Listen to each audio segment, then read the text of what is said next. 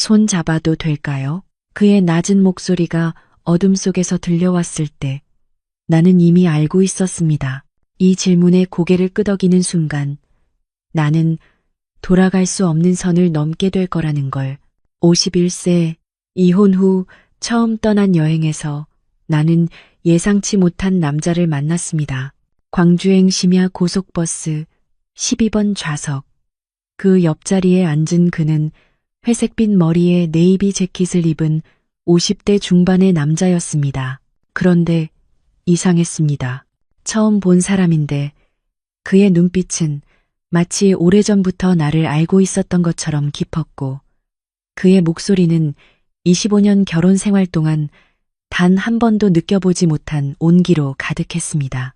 빗줄기가 유리창을 타고 흘러내리는 밤, 버스가 고속도로를 달리기 시작했고 우리는 서로에게 조금씩 가까워지고 있었습니다. 그런데 그날 밤이 어떻게 시작되었는지 잠시 되돌아가 보겠습니다. 빗줄기가 아스팔트를 두들기는 밤, 나는 서울 고속버스 터미널 대합실 의자에 앉아 시계를 바라보고 있었습니다. 밤 10시 38분, 26년간 초등학교 교사로 20년간 아내로 살았던 내가 오늘은 오롯이 김현이라는 한 사람으로 서 있었습니다. 손에 쥔 버건디색 여행 가방 손잡이가 축축하게 젖어 있었습니다. 빗방울이 유리창을 타고 흘러내렸고 전광판에는 광주행 22시 50분 출발 14번 승강장이라는 흰 글씨가 깜빡이고 있었습니다. 이혼 후 처음 떠나는 여행, 정확히는 도망이었을지도 모릅니다. 그동안 나는 너무 오래 타인의 삶 속에서 살았습니다. 아이의 엄마로, 남편의 아내로, 학부모들의 선생님으로. 그런데 정작 김현이라는 사람은 어디 있었을까요? 승강장으로 나가자 비에 젖은 아스팔트 위로 버스 한 대가 조용히 미끄러져 들어왔습니다. 우등버스 특유의 검은색 차체가 가로등 불빛을 반사하며 멈춰섰고 문이 열리자 따뜻한 공기가 차가운 빗줄기를 가르며 밀려나왔습니다. 에어컨 냄새와 가죽 시트의 은은한 향이 섞여 들어왔고 그 순간 심장이 이유 없이 빨라지는 걸 느꼈습니다. 왜 그랬을까요? 지금 생각해보면 아마도 내 본능이 이미 알고 있었던 것 같습니다. 오늘 밤 뭔가 예상치 못한 일이 일어날 거라는 걸. 계단을 올라 좌석 번호를 확인했습니다. 12번 창가 좌석이었습니다. 가방을 선반에 올리고 앉으려는데 옆자리에 앉아있던 남자가 책을 덮으며 고개를 들었습니다. 실례합니다. 낮고 차분한 목소리가 귓가에 스며들자 가슴 한쪽이 묘하게 조여왔습니다. 그제야 나는 옆자리 남자를 제대로 볼 수 있었습니다. 50대 중반쯤으로 보이는 그는 회색빛이 조금 섞인 단정한 머리를 하고 있었고 네이비색 재킷 안쪽으로 하얀 셔츠 컬러가 반듯하게 드러나 있었습니다. 손목에 찬 가죽 시계는 오래되었지만 잘 관리된 듯 은은한 광택을 냈고 무엇보다 그의 눈빛이 깊었습니다. 웃을 때 살짝 드러나는 주름이 이상하게도 신뢰를 주었습니다. 나는 두 손을 무릎 위에 얹고 조용히 숨을 고르며 생각했습니다. 낯선 남자를 보고 이렇게 가슴이 두근거린 게 대체 얼마만인지. 아니, 어쩌면 평생 처음일지도 몰랐습니다. 버스가 고속도로 진입 구간을 지나며 속도를 높였습니다.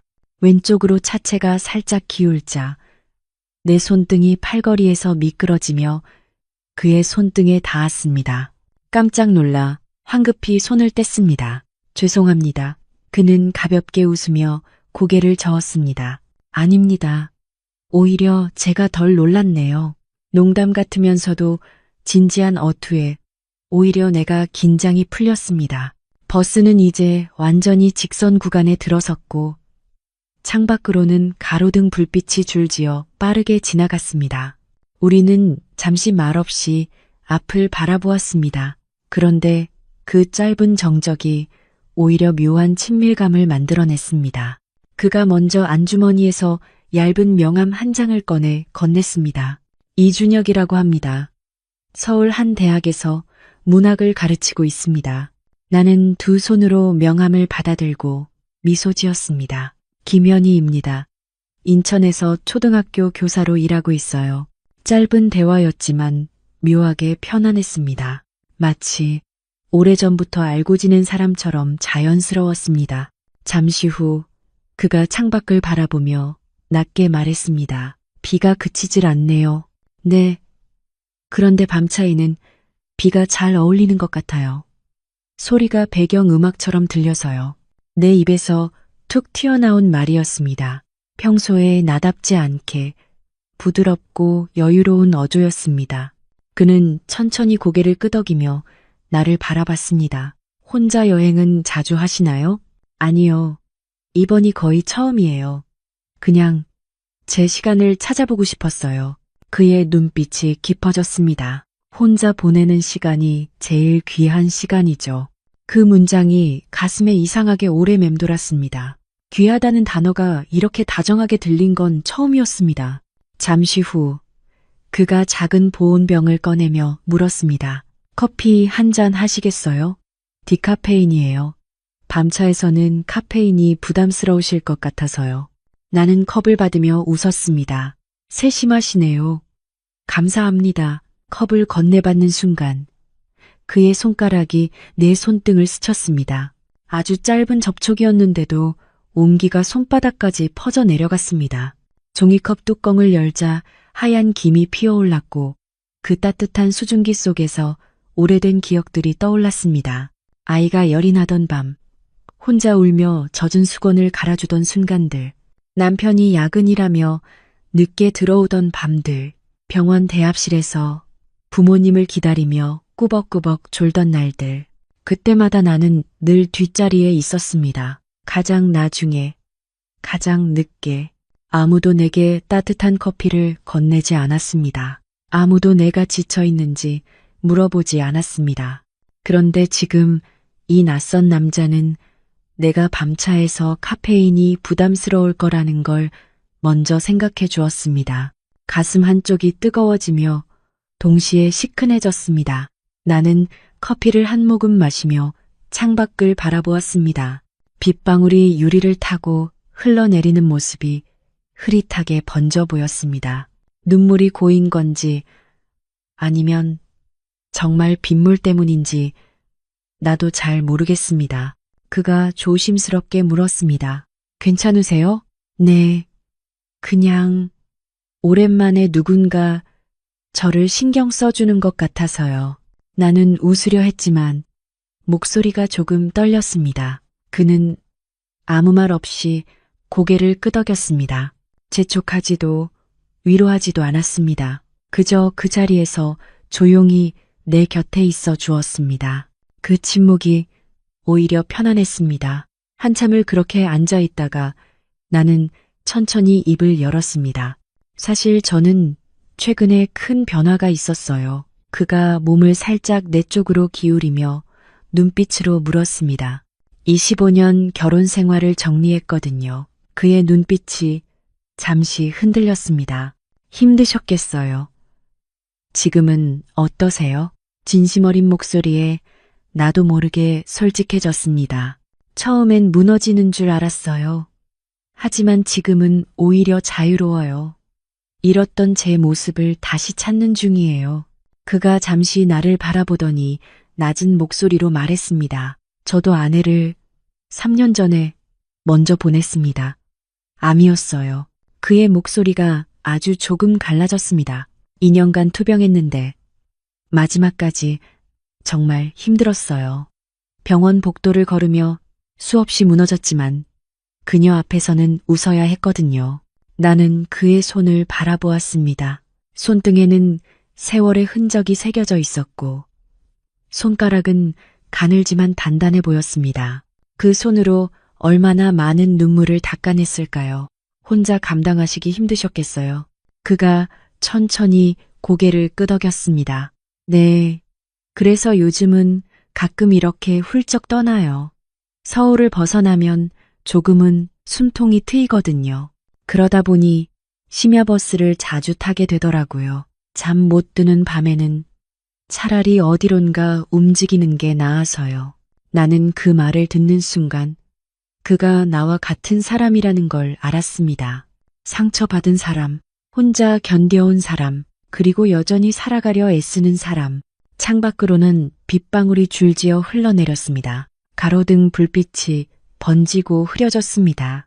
나는 괜히 창가로 시선을 고정했습니다. 하지만 의식은 이미 옆자리, 그에게 가 있었습니다. 그가 낮게 말했습니다. 연희 씨. 네, 연희 씨와 이야기하니 마음이 편해지네요. 오랜만에 누군가와 이렇게 솔직하게 이야기하는 것 같아요. 나도요. 우리는 서로를 바라보았습니다. 버스 안은 어두웠지만 그의 눈빛만큼은 선명했습니다. 그 안에는 외로움과 간절함이 동시에 담겨 있었습니다. 나도 같은 눈빛을 하고 있을까요? 버스가 큰 커브 구간을 돌자 나는 중심을 잃고 순간적으로 그의 팔에 기대게 되었습니다. 당황해서 몸을 빼려는데 그가 아주 낮게 속삭였습니다. 괜찮습니다. 이대로 계셔도 돼요. 그의 목소리가 귀 가까이에서 들렸고 귓불이 뜨거워졌습니다. 나는 그의 어깨에서 몸을 떼지 않았습니다. 그의 체온이 팔을 타고 천천히 스며들었습니다. 창밖 빗소리와 버스 엔진 소리가 뒤섞이며 묘한 리듬을 만들어냈습니다. 그 리듬 속에서 우리는 말없이 앉아 있었습니다. 하지만 그 침묵은 어색하지 않았습니다. 오히려 무언가 천천히 쌓여가고 있었습니다. 신뢰, 아니면 끌림, 아니면 둘 다. 실내등이 어둡게 내려앉은 버스 안에서 그의 눈빛이 나를 깊게 바라보았습니다. 그 순간 또다시 버스가 흔들렸고 우리의 손등이 팔걸이 위에서 겹쳤습니다. 이번엔 아무도 손을 떼지 않았습니다. 그의 손가락이 내 손등 위에 살짝 얹혔습니다. 나는 숨을 고르며 속으로 되뇌었습니다. 이건 우연이 아니다. 그리고 나는 피하지 않았습니다. 그의 체온이 손끝에서부터 서서히 스며들었습니다. 아직 아무도 모르게. 그러나 분명히 우리는 이미 선을 조금 넘어 있었습니다. 버스는 한참을 달려 이미 경기도를 벗어났습니다. 차내는 점점 더 고요해졌고 잠든 사람들의 고른 숨소리만 은은하게 흘렀습니다. 그 고요 속에서 나는 내 심장이 가장 시끄럽게 뛰고 있다는 걸 깨달았습니다. 에어컨 바람이 정수리를 스치며 내려왔습니다. 갑자기 한기가 느껴져 어깨가 움찔 떨렸습니다. 그때 옆에서 낮고 단정한 목소리가 들려왔습니다. 춥지 않으세요? 나는 부인하려다가 괜히 솔직해지고 싶었습니다. 네. 조금요. 그는 잠시 나를 바라보더니 천천히 재킷 단추를 풀었습니다. 그리고 망설임 없이 내 어깨 위에 조심스럽게 걸쳐 주었습니다. 네이비 빛깔이 목선과 어깨를 감싸는 순간 마치 그의 품 안으로 들어온 듯한 착각이 들었습니다. 옷에 배어있던 은은한 향수 냄새가 내 코끝을 천천히 적셨습니다. 차분하면서도 남성적인 그러나 의외로 부드러운 향이었습니다. 이제 좀 괜찮으세요? 네, 좋아요. 그가 내 어깨 위로 재킷 끝자락을 가지런히 정리해 주었습니다. 그 손끝이 쇄골 근처를 스치는 순간 온몸에 전류가 흐르는 것 같았습니다. 나는 숨을 참았습니다. 그의 손이 아주 천천히 어깨에서 팔로, 팔에서 팔걸이 위에 놓인 내 손으로 내려왔습니다. 그리고 멈췄습니다. 공기가 무거워졌습니다. 내 머릿속에서는 두 개의 목소리가 싸우고 있었습니다. 하나는 소리쳤습니다. 이성을 차려. 이 사람은 낯선 사람이야. 몇 시간 전에 처음 본 사람이라고. 그러나 다른 하나는 속삭였습니다. 그런데 왜 이렇게 편안하지? 왜 이렇게 오래 알고 지낸 사람처럼 느껴지지? 25년 결혼 생활 동안 남편의 손을 잡을 때조차 이런 떨림은 없었습니다. 그런데 지금 이 남자의 손이 내 손 가까이에 있다는 것만으로도 숨이 가빠졌습니다. 그가 아주 낮게 거의 속삭이듯 물었습니다. 손잡아도 될까요? 그 질문에는 허락을 구하는 조심스러움과 동시에 간절함이 섞여 있었습니다. 나는 그의 눈을 바라보았습니다. 어둠 속에서도 그의 눈빛은 흔들리지 않았습니다. 진지했고 뜨거웠고 외로웠습니다. 나도 같은 눈빛을 하고 있을 거라는 걸 알았습니다. 나는 아주 작게 끄덕였습니다. 그가 거의 들리지 않게 숨을 들이켰습니다. 그러자 팔걸이 위에 있던 내 손등을 폭 덮었습니다. 따뜻했습니다. 단단했습니다. 그리고 떨리고 있었습니다. 나는 그 손을 뿌리치지 않고 오히려 손가락을 맞물리듯 엮었습니다. 그 순간 세상이 조용해졌습니다. 버스 엔진 소리도, 빗소리도, 다른 승객들의 숨소리도 모두 사라졌습니다. 오직 그의 손에서 전해지는 체온과 내 심장 소리만 남았습니다. 우리는 한동안 말없이 손을 맞잡고 앉아 있었습니다. 그러다 버스가 크게 흔들리자 우리는 동시에 서로의 얼굴을 바라봤습니다. 그의 시선이 내 입술로 내려왔습니다. 나도 모르게 숨을 들이켰습니다. 그리고 첫 키스가 다가왔습니다. 처음은 짧고 조심스러웠습니다. 그의 입술이 내 입술에 살짝 닿았다가 떨어졌습니다. 마치 허락을 구하듯 나는 눈을 감았습니다. 그것이 대답이었습니다. 한 박자 쉬고 두 번째는 확실히 달랐습니다. 더 깊고 더 뜨거웠습니다. 숨이 엉켜 드나들며 가슴속이 타올랐습니다. 그의 손이 내 뺨을 감싸며 키스가 더 깊어졌습니다. 그 순간 앞좌석에서 누군가 일어나 복도를 지나갔습니다. 우리는 화들짝 놀라 몸을 떼었습니다. 심장이 미친 듯이 뛰었습니다. 화장실로 향하는 승객의 발소리가 멀어지고 다시 고요가 찾아왔습니다. 우리는 서로를 바라보며 작게 웃었습니다. 들킨 것 같은 긴장감과 그럼에도 멈추고 싶지 않은 욕망이 뒤섞인 웃음이었습니다. 그가 내 귀에 속삭였습니다. 죄송해요. 너무 급했나요? 아니요. 저도 원했어요. 내 목소리가 떨렸습니다. 그가 다시 내 손을 잡았습니다. 이번엔 더 세게. 연희 씨, 네. 그의 입술이 다시 내 입술을 찾아왔습니다. 이번엔 멈추지 않았습니다. 그의 입술은 내 입술에서 턱으로, 턱에서 목으로, 다시 쇄골로 이어졌습니다. 입술 끝이 목선을 따라 천천히 움직일 때마다 나는 고개를 살짝 뒤로 젖혔습니다. 억눌린 신음이 목구멍에서 맴돌다가 작은 한숨으로 새어나왔습니다. 그 소리가 공기 중에 묻히자 그는 거리를 더 좁혔습니다. 그의 손길이 조심스럽게 재킷 안으로 들어와 무릎 위에 살짝 내려앉았습니다. 더 깊이 다가올 듯 멈추는 순간마다 내 심장은 미친 듯 뛰었습니다. 나는 시트 끝을 움켜쥐었다가 풀었습니다. 그 작은 동작 하나로도 그는 내 마음을 알아챈 듯 손길의 방향을 바꿔 부드럽게 파고들었습니다. 그의 손바닥이 허벅지 위에서 천천히 원을 그렸습니다.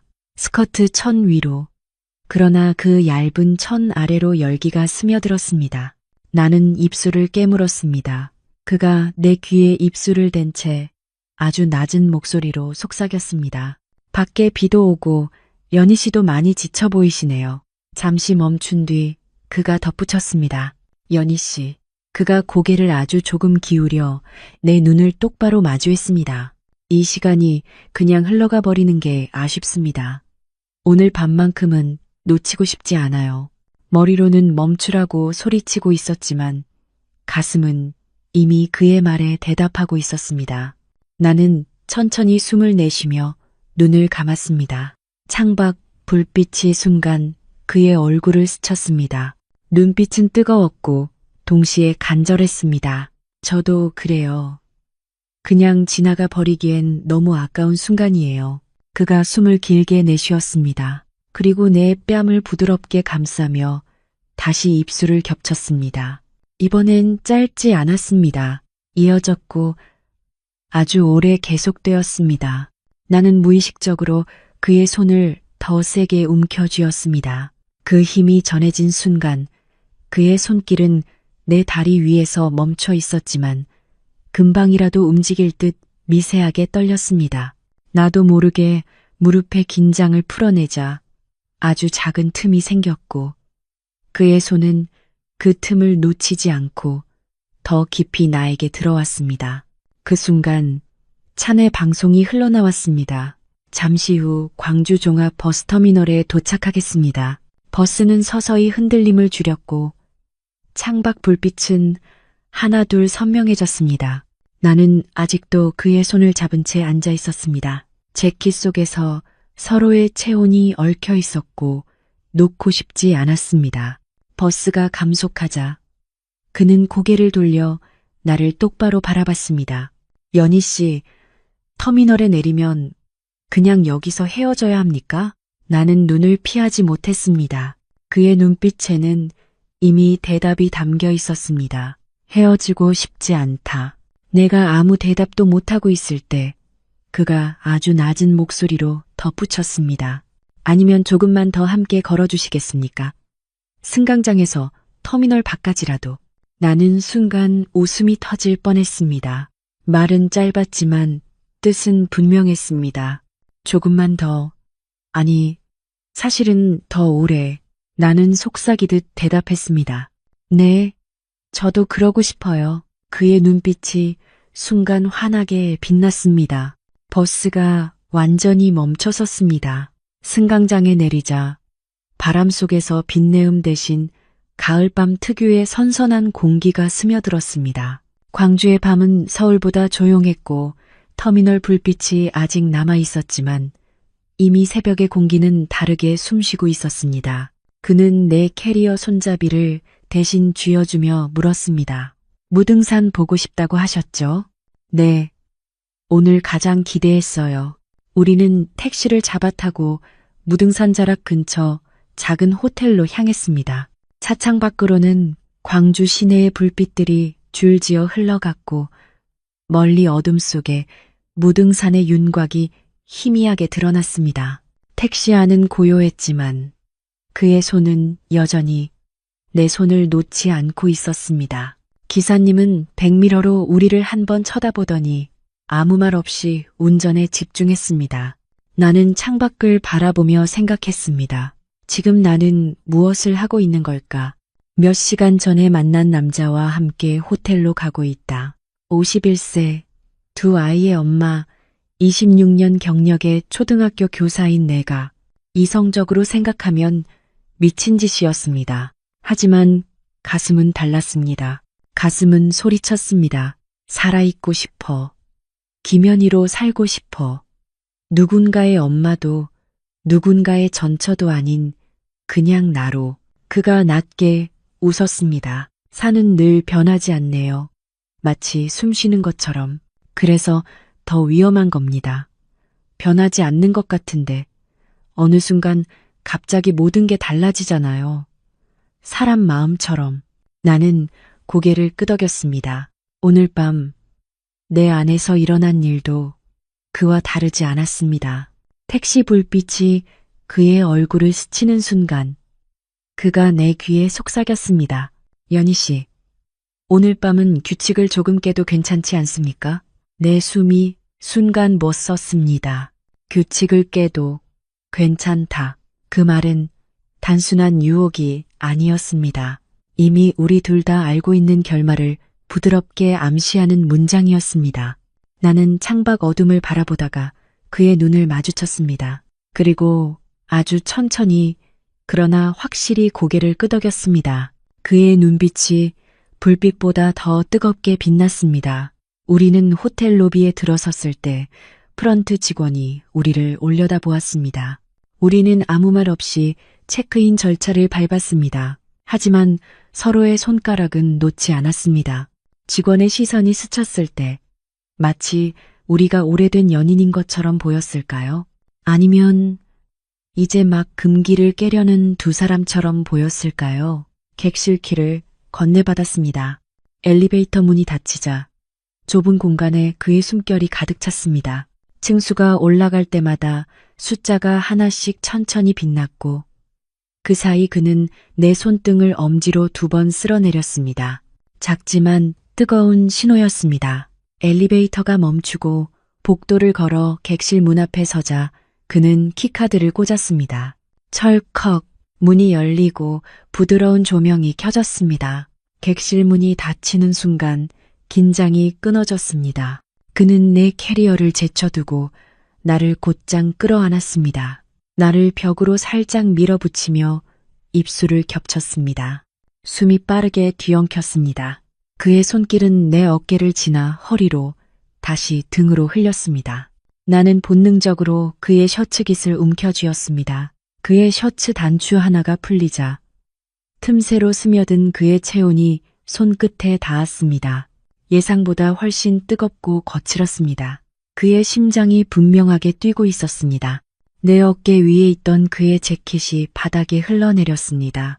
그의 입술은 내 입술에서 턱으로, 턱에서 목으로, 다시 쇄골로 이어졌습니다. 입술 끝이 살짝 스쳤을 때 나는 억눌린 숨을 삼키다 결국 내뱉었습니다. 그 소리가 공기 중에 묻히자 그는 거리를 더 좁혔습니다. 그 순간 기억이 스쳤습니다. 25년 전 신혼 첫날 밤 남편은 서둘렀고 나는 아팠습니다. 그는 끝나자마자 돌아 누워 잠들었고 나는 천장을 바라보며 눈물을 삼켰습니다. 그 이후로 25년간 침대는 의무의 공간이었습니다. 사랑이 아니라 역할. 하지만 지금 이 순간은 달랐습니다. 그의 손길은 조급하지 않았습니다. 천천히 마치 내 몸의 언어를 읽어내듯 움직였습니다. 그의 손길로 내 블라우스 단추가 하나둘 느슨해졌습니다. 조명 아래 천 사이로 드러난 피부에 그의 손바닥이 닿았습니다. 나는 본능적으로 어깨를 움츠렸지만 오히려 그의 목을 더 세게 끌어당겼습니다. 그의 손이 허리를 따라 내려가고 스커트 자락을 밀어 올렸습니다. 허벅지에 닿은 차가운 공기가 곧 뜨거운 손길로 덮였습니다. 더 깊어질 듯 멈추는 순간마다 심장이 미친 듯 뛰었습니다. 그는 낮게 속삭였습니다. 정말 괜찮으시겠어요? 나는 고개를 끄덕였습니다. 대답 대신 내가 먼저 그의 셔츠 단추를 풀었습니다. 그의 눈빛이 순간 흔들렸습니다. 놀람과 기쁨이 동시에 그는 입술을 떼지 않은 채 나를 번쩍 안아 올렸습니다. 순간적으로 놀라 그의 목을 감싸 쥐었습니다. 곧장 침대 위에 몸이 내려앉았고 매트리스가 깊게 꺼졌습니다. 옷자락이 스르르 흘러내리자 그의 손길도 점점 확신을 더해갔습니다. 그 확신이 오히려 나를 더 떨리게 했습니다. 그의 손길은 더 이상 조심스럽지 않았습니다. 확실했고 뜨거웠고 간절했습니다. 나도 더 이상 부끄러워하지 않았습니다. 손끝으로 그의 등을 더듬고 허리를 감싸고 어깨에 손톱을 세웠습니다. 파도처럼 규칙적이면서도 거센 리듬이 우리 사이를 휘감았습니다. 숨소리가 그 리듬에 맞춰 엉켜 드나들었습니다. 창밖에서는 새벽 공기가 쉴 새 없이 흐르고 있었습니다. 그 흐름과 같은 박자로 우리의 호흡도 치솟았다가 가라앉았습니다. 점점 더 빨라지고 점점 더 깊어지고 점점 더 가까워졌습니다. 그리고 마침내 파도가 부서지는 순간 전신이 번쩍이며 내 깊은 곳에서 거대한 떨림이 터져 올랐습니다. 심장이 쉴 새 없이 요동쳤고 숨이 엉켜 흐르며 온몸이 떨렸습니다. 그의 가슴에 얼굴을 묻은 채 나는 뜨겁게 숨을 몰아쉬었습니다.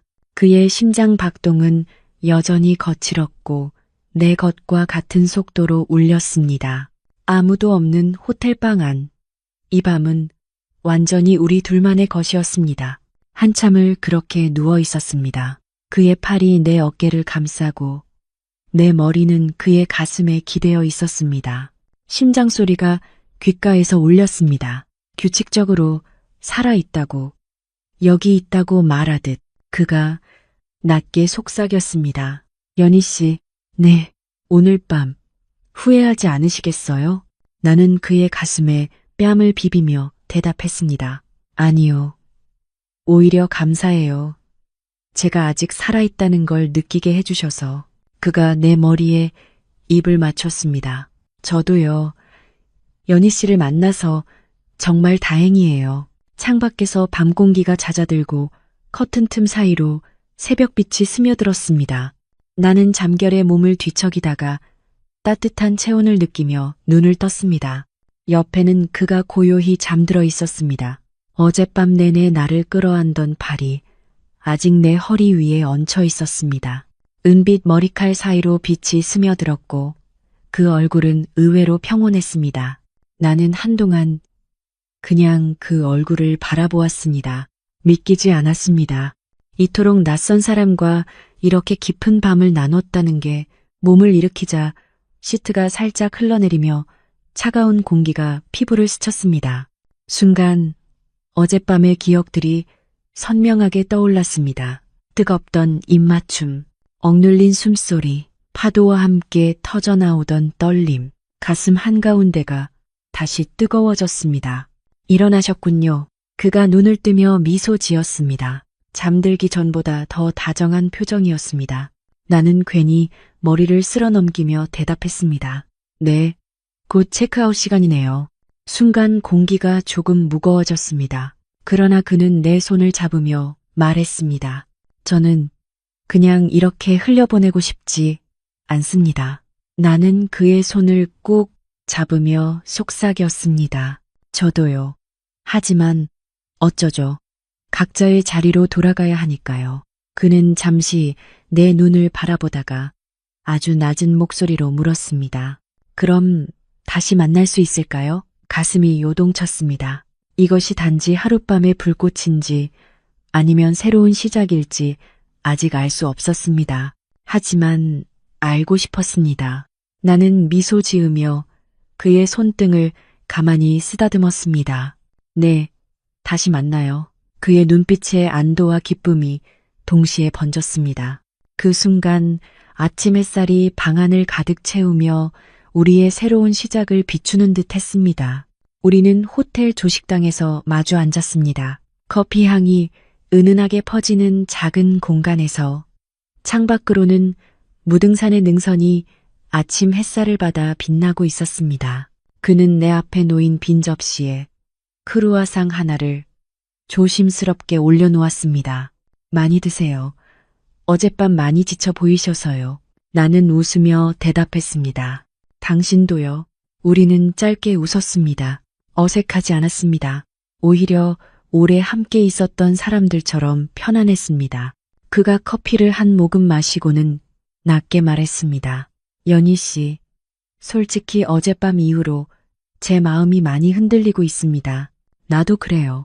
이렇게 빨리, 이렇게 깊게 누군가에게 끌린 건 정말 오랜만이에요. 그가 내 손을 잡았습니다. 테이블 위로 서로의 손이 겹쳐졌고 그 접촉만으로도 어젯밤의 열기가 다시 스멀스멀 올라왔습니다. 서울로 돌아가시면 연락할 수 있을까요? 물론이죠. 저도 그러고 싶어요. 우리는 천천히 식사를 마치고 호텔을 나섰습니다. 광주의 아침은 맑았고 거리는 아직 한적했습니다. 택시를 타고 터미널로 향하는 동안 나는 창밖 풍경을 바라보며 생각했습니다. 이것이 끝일까? 아니면 시작일까? 하지만 중요한 건 지금 이 순간이었습니다. 51세의 나는 처음으로 내 마음이 이끄는 대로 움직였고 그 선택을 후회하지 않았습니다. 터미널 앞에서 내렸습니다. 그는 내 캐리어를 천천히 내려주며 말했습니다. 오늘 밤 정말 잊지 못할 것 같아요. 저도요. 이번 여행은 제 인생에서 가장 특별한 순간이 될 것 같아요. 그가 내 손을 한 번 더 꽉 쥐었습니다. 그리고는 조심스럽게 내 뺨에 입을 맞췄습니다. 짧지만 따뜻한 키스였습니다. 우리는 서로를 바라보다가 천천히 몸을 돌렸습니다. 서울행 버스에 올라 창가에 앉았습니다. 버스가 출발하기 직전 나는 창밖을 바라봤습니다. 그는 여전히 그 자리에 서서 손을 흔들고 있었습니다. 나도 손을 흔들며 미소 지었습니다. 버스가 천천히 움직이기 시작했고 그의 모습이 점점 작아졌습니다. 핸드폰이 진동했습니다. 문자였습니다. 연희 씨, 무사히 도착하면 꼭 연락 주세요. 오늘 하루 종일 생각날 것 같습니다. 나는 미소를 지으며 답장을 보냈습니다. 네, 꼭 연락드릴게요. 저도 오늘 하루 당신 생각만 할 것 같아요. 버스가 고속도로에 진입했습니다. 창밖으로는 광주의 풍경이 빠르게 지나갔습니다. 나는 핸드폰을 가슴에 꼭 안고 눈을 감았습니다. 어젯밤의 열기가 아직 몸속에 남아 있었고 그의 체온이 아직도 손끝에 느껴졌습니다. 그리고 문득 깨달았습니다. 어젯밤 광주행 버스에 올랐던 나와 지금 서울행 버스에 앉아있는 나는 완전히 다른 사람이라는 걸. 어제의 나는 비어 있었습니다. 25년간 누군가의 아내로, 엄마로, 선생님으로 살며 정작 김연이라는 사람은 어디론가 사라져 버렸었습니다. 하지만 지금의 나는 다릅니다. 가슴이 뜁니다. 피부가 살아 숨쉽니다. 세상의 색이 다르게 보입니다. 51세. 이혼 후 처음 떠난 여행에서 나는 예상치 못한 만남을 가졌습니다. 그것이 단순한 충동이었는지 아니면 진짜 사랑의 시작이었는지는 아직 모릅니다. 하지만 분명한 건 나는 다시 살아있음을 느꼈다는 것입니다. 뜨겁게, 간절하게, 그리고 솔직하게. 누군가는 지나간 열정을 후회라 부르지만 또 누군가는 그 순간을 다시 살아있음이라 부릅니다. 사랑도, 외로움도 결국 우리를 살아있게 하는 감정이죠. 나이는 숫자에 불과합니다. 중요한 건 당신의 마음이 아직 뛰고 있는지, 아직 느낄 수 있는지입니다. 51세의 나는 배웠습니다. 인생은 언제든 다시 시작할 수 있다는 것을. 그리고 때로는 한 번의 용기 있는 선택이 멈춰버린 인생의 시계를 다시 움직이게 한다는 것을. 여러분은 어떠신가요? 여러분의 마음은 아직 뛰고 있나요? 혹시 오래전에 꺼져버린 불씨가 있다면 오늘 밤 작은 용기를 내보는 건 어떨까요? 인생은 우리가 생각하는 것보다 훨씬 더 너그럽고 훨씬 더 많은 기회를 줍니다. 단지 우리가 그 문을 두드릴 용기가 없을 뿐이죠. 오늘의 이야기가 당신의 마음에 작은 울림이 되길 바랍니다.